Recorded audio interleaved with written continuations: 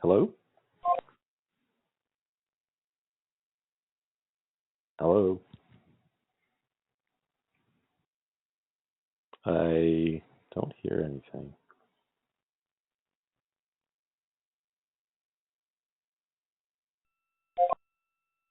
Hello. Hey. Hello. Yeah, hi. Can you hear me? Yeah, you're a little quiet, but yes, I can hear you now. Okay. Yeah. So, I will start coding. Means I'll be using Java today. Sure, Java sounds good. Okay. Perfect. Yeah, sorry I'm a few minutes late. The website wasn't loading. Not sure what was going on with it. I don't know if it was my internet or the website was actually down for a few minutes. No idea. Anyways, let's get started. So interviewing.io was mentioning that are you in university now or new grad or one of those two? Okay. So actually, I have 4 years of experience back in India, and after 4 years of experience, I moved to US for my master's, and Mm-hmm. currently I'm pursuing my master's in computer science. Cool. You're doing a master's. Great. All right. Sounds good. Let's get started. So I'm gonna type some stuff in the comments section here. So the problem today is to write a program um, that when you run it, we'd like it to output the following. So first, we'd like it to output just the string 0, then 1, 0, 0, 0, 1, 1, 0, 1, 1, and 3 zeros, and so on. So basically what we wanted to do is basically at some point, any binary string should be theoretically printed. Like at some point it should print that and so on. And so there's no input to the program. As soon as you run it, it starts printing these strings out, and it will keep running until it gets interrupted. Make sense? Yeah. All right. Okay. So this is what I have to print. Okay. So it's not like I have to just print any particular number. I have to print all of them. So here, what I can is looking at this, I can see a pattern. Like the first two numbers are nothing but all the numbers less than 2. So it is like the first two. In fact, first one is 2. Yeah, it's all binary strings, like all strings consisting of 0 and 1. That's the goal. Yeah. So basically, if I have to print something like this, what I can do is uh, like for I is less than, let's say I have a variable I which is start with 0, and every time it's less than let's say less than 2, so I will start with 2. I will print a variable j, which is again it starts with 0. So 0 and 1 it will get printed, and next time when I want to print next 4 variables, so I'll again initialize my I to 0, and then for this is just I'm taking one approach, but maybe a recursion or so I'll just think 1 minute, a better approach. So 0 and 1. So if I start a loop with 0 and then 0, I can append. With 0, I can append 1, and then to 1 I can. Okay, so even a recursion solution, not a recursion, but in fact a queue. Okay, so if I put 0 in a queue and then 1, I will take out 0, I will append 0, so 0, 0, and then 0, 1. Okay. So in this case, if I use a queue, let's say if I use a queue, so in my queue I can insert 0 and 1, and Then I pop this 0 out and print it, and add 0 and 1 to the back of this string. So, and then I can insert back into queue. So let's say once I pop 0 out, I'll put 0 0 and 0 1 into the queue. And now I have an output 0 on my screen. Then I pop this 1 out, I'll print it out on my screen, so 1. And then I can put 1 0 and 1 1 on in the queue. Then I can pop this 0 0 out, it will print 0 0. And I can push 0 0 0 into queue and 0 0 1 into queue. And then I can pop 0 1 out, and I can print this here, and then I can insert this into a queue, and I can add 0 here, and then I can add 1 here. So if I go by this way, then now I have 1 0 out here, so I can insert 1 0 0 and then 1 0 1. So if I use a queue, I can generate this pattern. Right. So should I implement this? Sorry? Like if I use a queue and I just put 0 and 1, so I would be able to implement this feature. Mm-hmm. Sure. So should I? Okay, so I'll just implement this here. So I'll create a function, private. It will not return anything, so I can for private void generate pattern,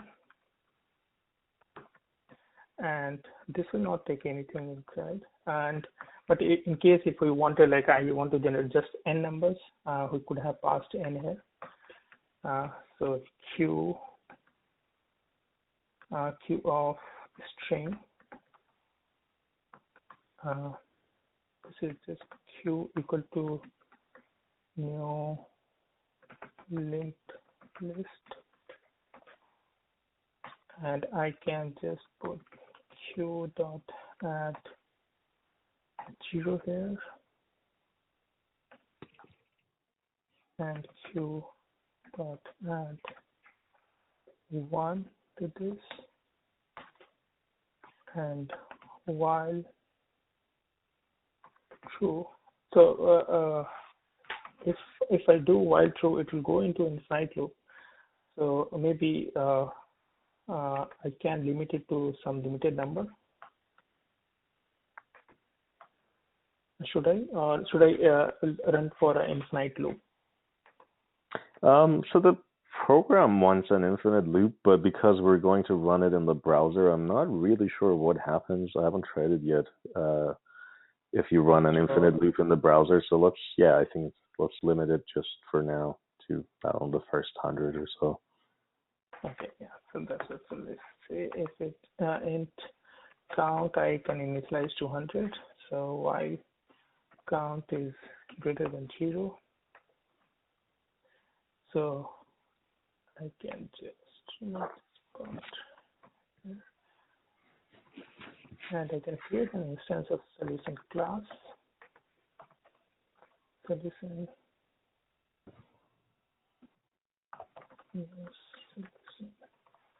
And I can call this function solution dot generate pattern here. And what this will do is it will first get the first string peak equal to q dot poll. So it will remove the first element from the queue, and it will print the first element, system dot out print when the peak element, and it will just add q dot add peak plus a 0 and q dot add peak dot 1. and then I can decrement my count minus minus, and so 0 and I count minus, I'm printing. Yeah, so this should actually give me one warning because I'm not using character here. So now this would give print 100 values, 100 patterns like this, one in each line. Mm-hmm. Okay, so I'll just try running this.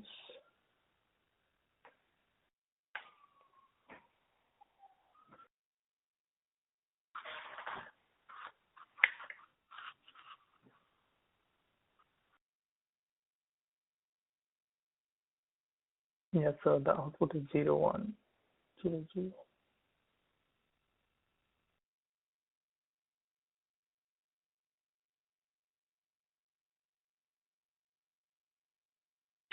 Cool. All right. Let's talk about space usage for a minute.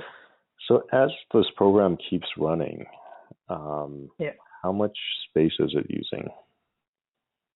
So actually, the space will start growing exponentially, I guess, 0, 1. So for each pattern, it will add 2. So yep, so it will keep on growing exponentially.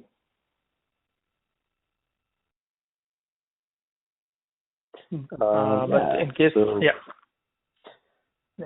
yeah. So roughly what? Like if you're printing a string of length n, roughly what is the size of the queue? If I'm printing size n, so basically it depends on the heap that I allocate because all the string will be going to the heap. So I guess this program can print up to 10 to the power 3, 10 to the power, not 3, 4, yeah, almost 10 to the power 4 rows at max, I guess, not more than 10 to the power 4. 10 to the 4? Yeah. Where's that coming from? Yeah, means because that's a constant amount, by the way. 10 to the 4 is 10,000. Yeah, means I'm just taking string size. No, it's on the basic machine. Like if the heap we allocate like 4 GB, the Linux servers we can definitely allocate more space. Like they have good, means we can allocate more RAM on Linux servers, but for a normal Windows system, like it will be 8 to 16 GB, and sorry, the string size will grow. I'm not really sure why we're talking about the heap at all. Let's just talk about the algorithm itself, independent of the specific implementation. Like, there's a certain number of elements in the queue at any moment, right? Yeah, right. Yeah. The queue has a size. That's 2 to the power n. Sorry? That's 2 to the power n. Yeah, roughly 2 to the power of n. That was the question. Yeah. Okay. Okay. Sure. Yeah, and then all right. So sounds good. So space usage grows exponentially. Yeah.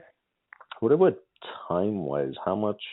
So obviously the theoretical version of this, or not theoretical, but the real version of this program would run infinitely. So time complexity doesn't make sense as a whole because it just keeps going forever. But it is interesting to see how many operations take place per string on average, right? So how much work are you doing to create each string? What do you think that is? So to generate each string, for each string I'm doing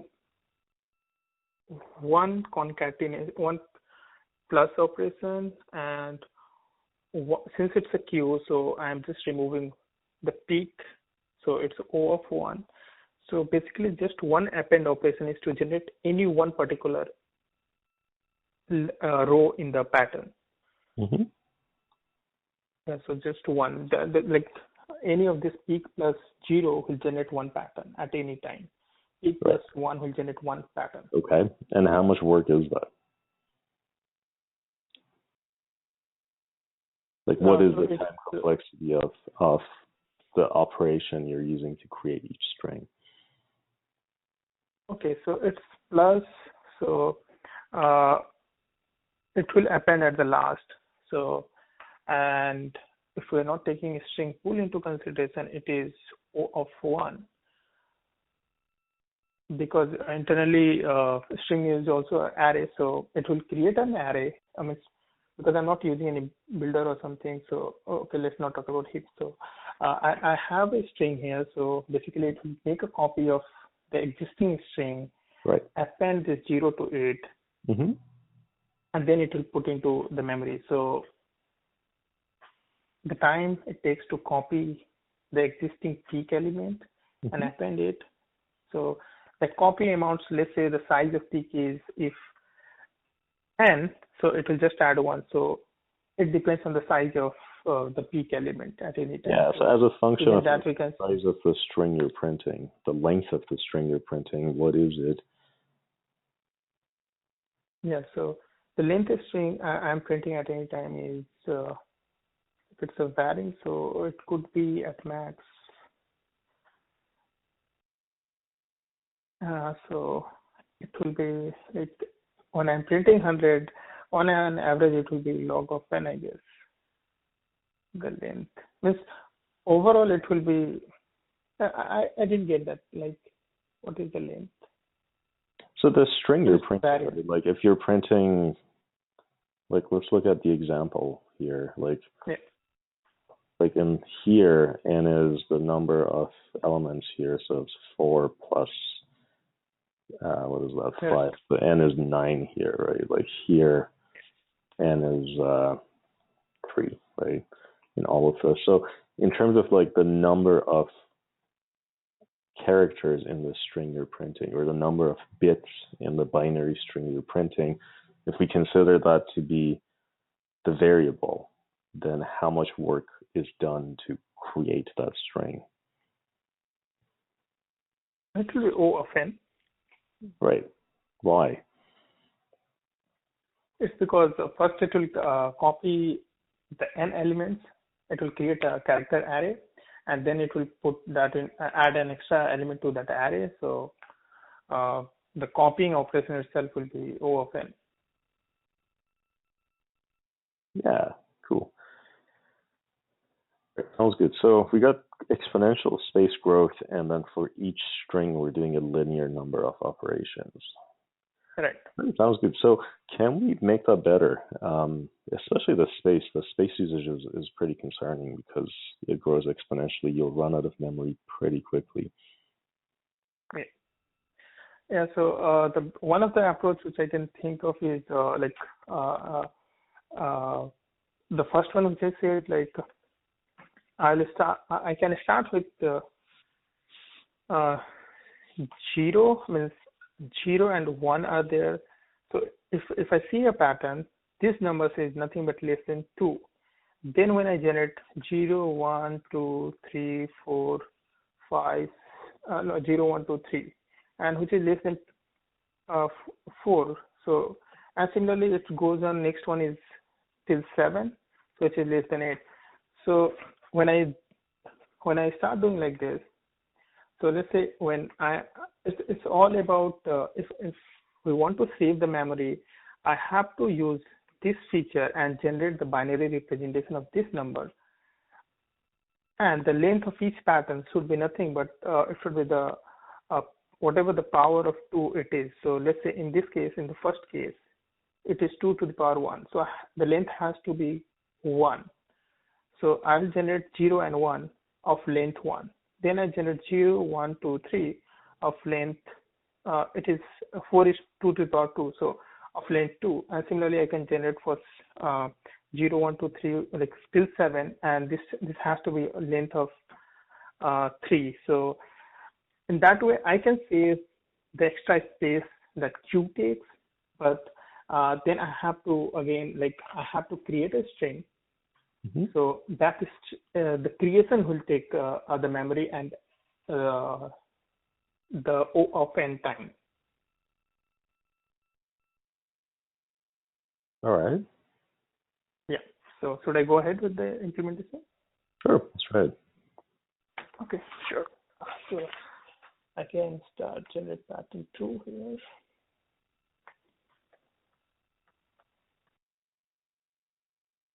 And let's say my int start equals to 2, and let's say power is 1. So I have to generate 100 elements. So I can write count equal to 100. So while count is greater than 0, first I will generate for, okay, instead of doing this, I can use for int I equal to 0, I is less than start I plus plus, or here I can say count is greater than 0, count is greater than 0, I plus plus.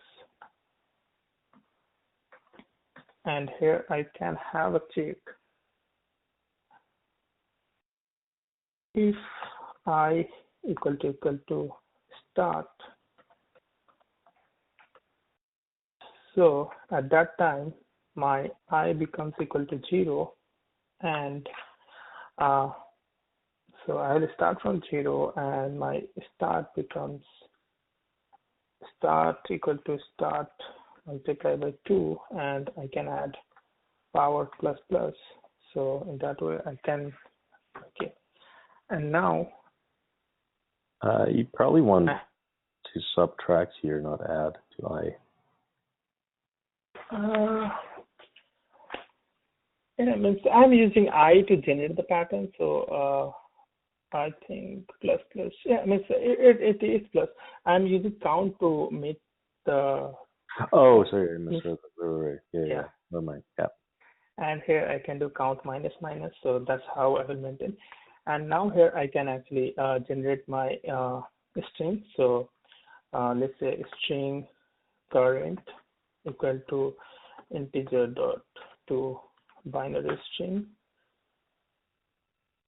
Yeah, so here I can pass my I, and now I have my current, and it will first, since my I is 0 and it is not equal to start is 2, so it will come and it will try to generate convert I to binary string. So it will convert 0 to a binary string, and now I have to see while current dot length is less than power. So in this case it is equal to power, so it will not do anything. Otherwise it will keep appending current. So basically I can use a string builder for this, but for this currently for the time being I'm just using a string. So I can add a 0 in front, and then I can append my I after that.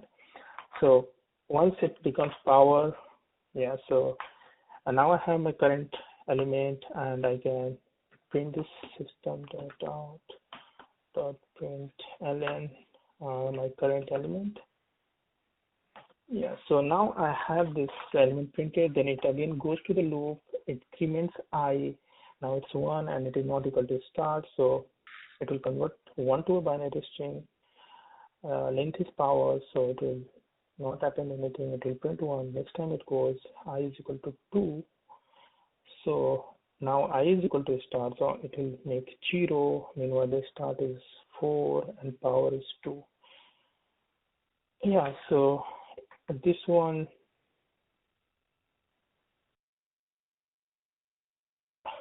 yes, so yeah, this should be the function. Okay. Yeah.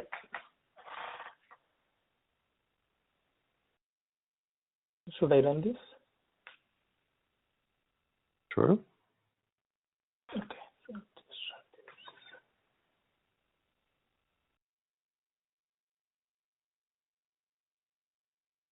Oh, the program using too much memory. I'll just reset once. Uh, account minus minus.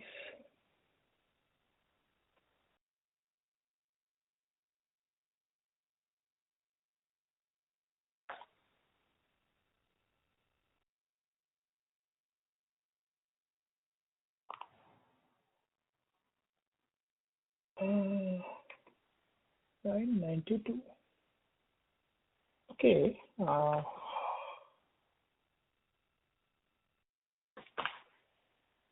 come it's taking so much memory just for 4 lines? System data, current.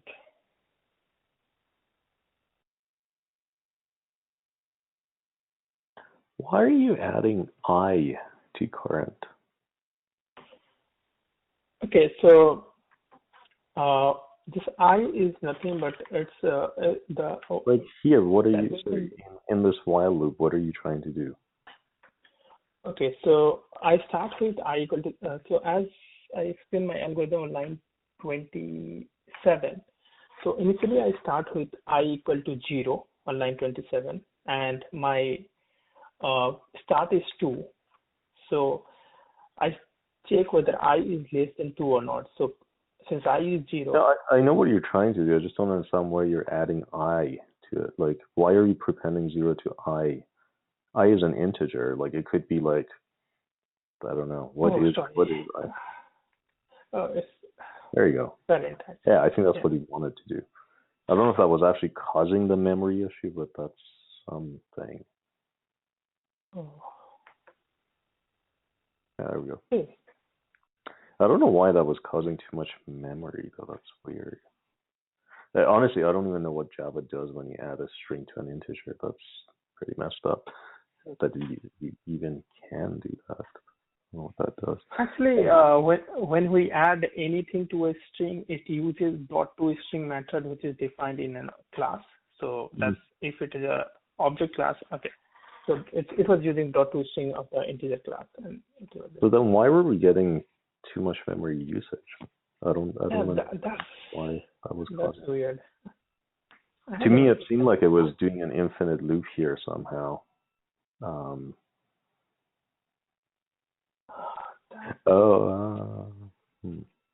Yeah, no, actually, I don't know. I don't know what was happening.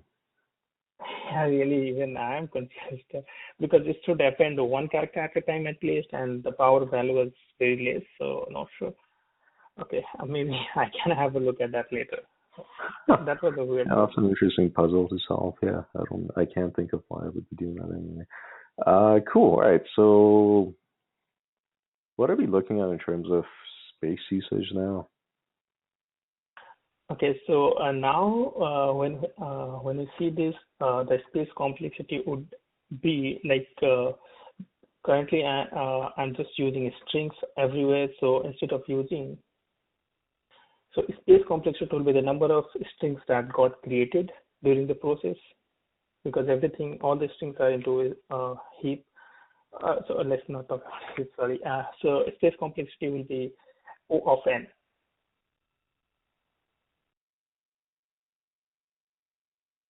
Yeah, I buy that. Cool. Yeah, so just a random suggestion, by the way, and this is not something I would say during an actual interview, but like a quick thing as far as feedback goes. Generally, like when you're talking about space and time complexities of an algorithm, you generally want to talk about it in a way that's independent of the exact implementation.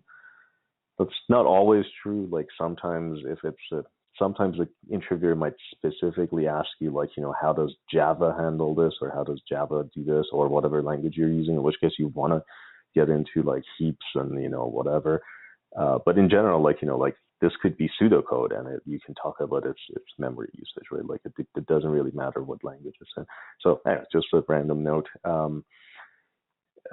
Cool. Okay, so linear space. So here you're using an integer. So one natural question is that if this was to run forever, do you see, not forever, but like if we remove the limit of 100 strings from it, do you see something that could go wrong eventually? Yeah, so if I remove a count, it will be an infinite loop. So if it is on a server, definitely it will crash because of the memory issue. And if it is a browser, maybe Sorry, why would it crash because of memory? Okay, so actually, should I talk in context of Java? Sure, but even more generally, I don't know. Okay, so any server has you're right. I mean, it's using linear amounts of memory, right? Which means that eventually it will crash because linear. But I think it will crash much sooner than it will crash from. Actually, I don't know if it will necessarily crash. It will just have wrong output. So there are two things. It's also a language dependent thing, and so in case of Java it will crash before, but in case of Python it will take some time to crash. So it's because for a server there is a limited memory. So when we are generating a string, in case of Java it will all go to the heap allocated. So I think there's. I'm trying to lead you towards a different problem, which happens far before memory becomes an issue. Can you see what it could be? Okay. Like, let's not worry about memory because memory will not be a problem. Something else will go wrong way before memory becomes an issue. Yeah, right. So there is one thing like since we are trying to, I'm using an integer variable. So after some time, the integer will overflow. So the binary representatives won't be same. Yeah, exactly. And that will happen way before memory is a problem because you're only using like 4 bytes of memory by then. Right. That's not much memory at all. Yeah. All right. So, so when will that happen? Okay. So the maximum integer value is, since integer is represented using 32 bits, so it will be 2 to the power 32. So once my integer value reaches 2 to the power 32 means I have printed a pattern. In this case, it will be allotment patterns because I'm using the chunks of 2. So it will be like 2 plus 2 to the power 1 plus 2 to the power 2, so 2 to the power 31 patterns. So it will be a GP sum of 2 to 2 to the power 31. So once I have printed those many patterns, then my the value of 2 will overflow, and then the binary representation won't be same. Yeah, exactly. So what can we do about that?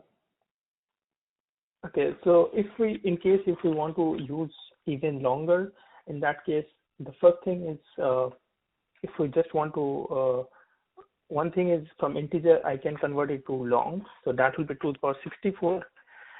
And in case if we want even more, there is, for Java, we have big integer classes.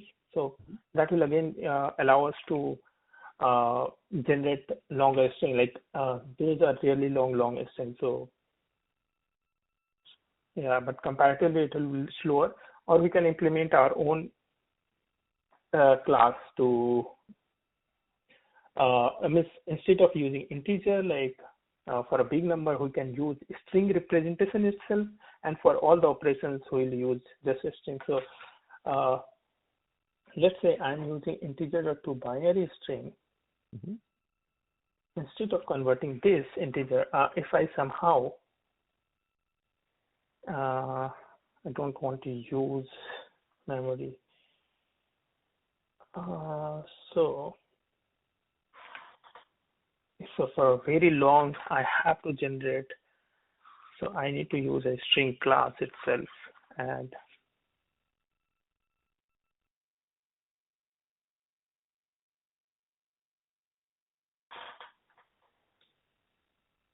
very long value.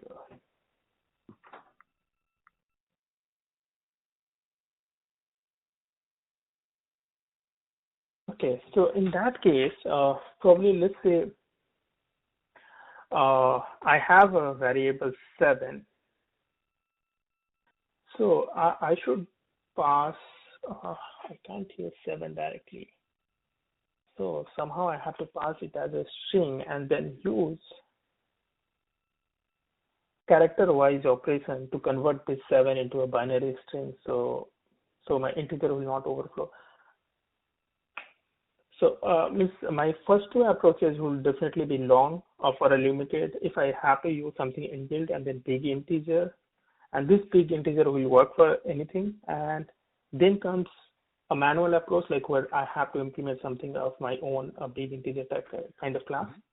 So in that case, I have to pass a string, and then I can use all the operations supported by big integer class.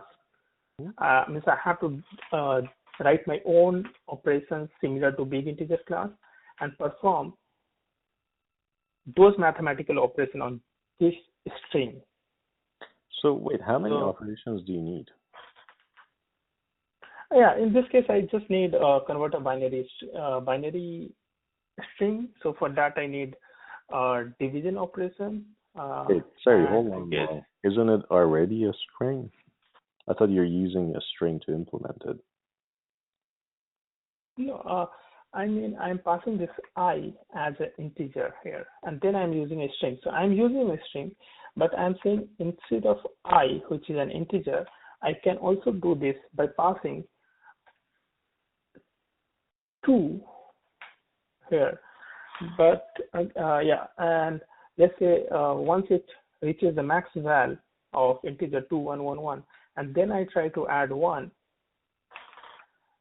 then instead of representing it as a normal integer value, I can do string sum operation on this. So I can add the last 2 values, 1 and 1, and that becomes 2, and this will be my next element.